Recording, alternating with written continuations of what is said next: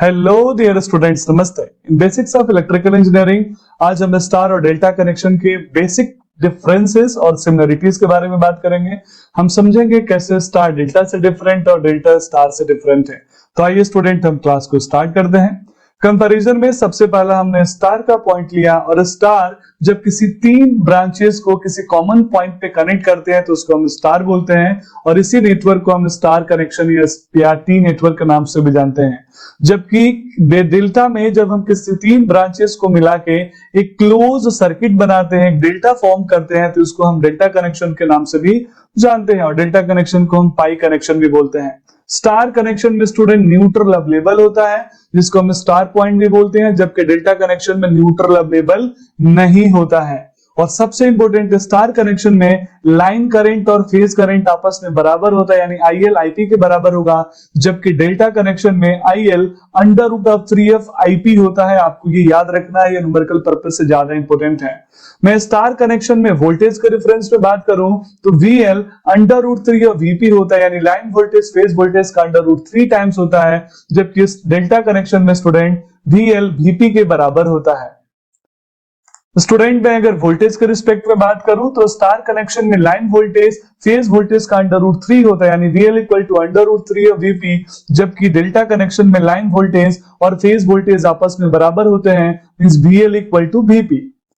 Star connection में student domestic consumer के लिए हम नॉर्मली फेज वोल्टेज 230 वोल्ट का रिसीव करते हैं, यानी एक मेन लाइन और न्यूट्रल वायर के बीच में हमेशा 230 वोल्टेज मिलता है, जिसको हम फेज वोल्टेज के नाम से जानते हैं।